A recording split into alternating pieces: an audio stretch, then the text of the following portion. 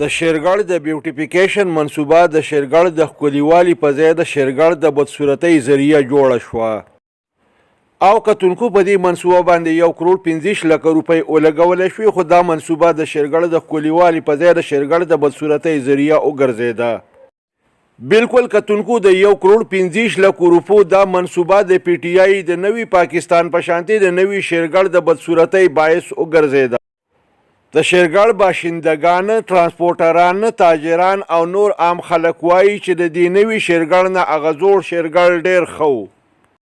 د دې منصوبې د لاندې د شیرگڑھ په مین بازار کې دو طرفه روډ دواړو سایډونو ته صرف 2 فوټه ځای پوخ کړی شو.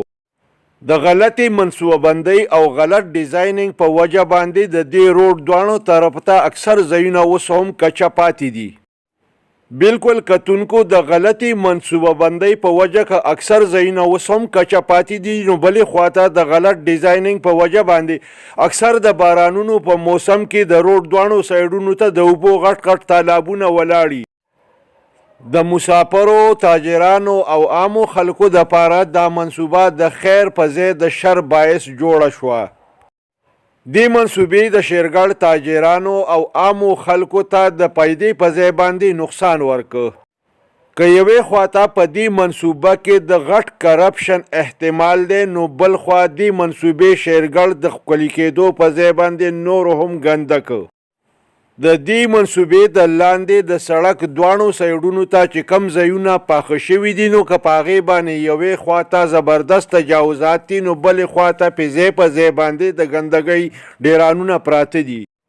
د دې منصوبې د لاندې د سړک دواړو طرف ته په پاخو ځایونو باندې که یوې خواته د میانو د خرڅونکو د تختونو د ګنده اوبو تالابونه ولاړ دي، نو بلې خواته د ګنده نالو څخه اوبه هم په دې پاخو ځایونو باندې د لښتو په شانتي بهیږي. د عامو خلکو د خیال مطابق په دې منصوبه کې ډېر په لویه پیمانه باندې کرپشن شوی دی، چې په دغه کرپشن کې اعلی سرکاري افسران، ټیکهدار او د ضلعي حکومت نمایندګان برابر شریک دي. او کتونکو په دې منصوبه کې ډېر په لویه پیمانه باندې کرپشن شوی دی.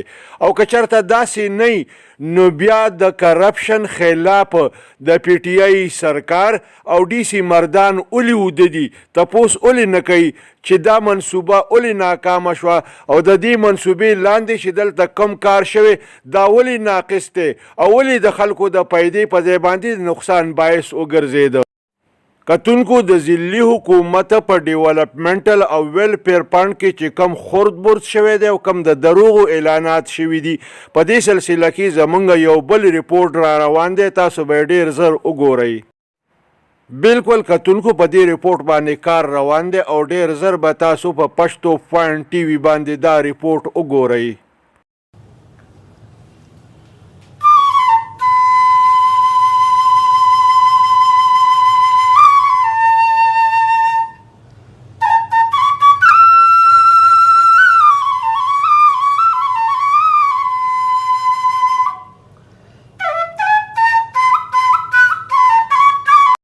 کتونکو دا فیصله کول اوس په تاسو دي چې د شیرگڑھ د بیوټیفیکیشن په سلسله کې کم 1.25 لک روپۍ ولګېدې. دا پیسې په ځای ولګېدې.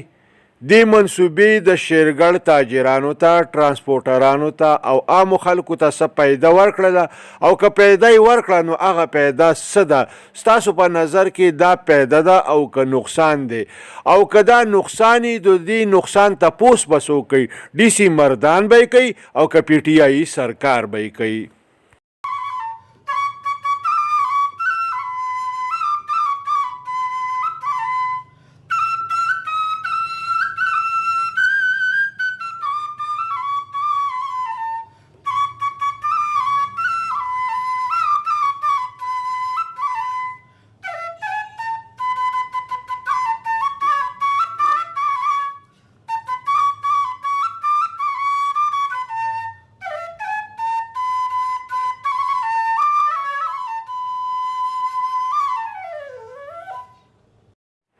او کتونکو د شیرگڑھ اوسیدونکي د پی ټی آی سرکار او ډي سي مردان نه مطالبه کوي چې په دې منصوبه کم 1.25 لک روپۍ لګېدلې دي، د دې په فوري توګه باندې تحقیقات وشي.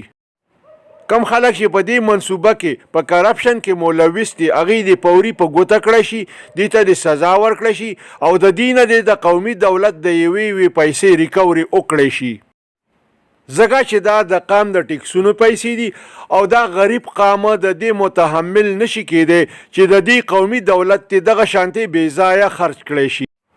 بالکل کتونکو د شیرګړ خلک د تحقیقاتو د ملوثو خلکو په ګوته کېدو او د ریکوري مطالبه کوي.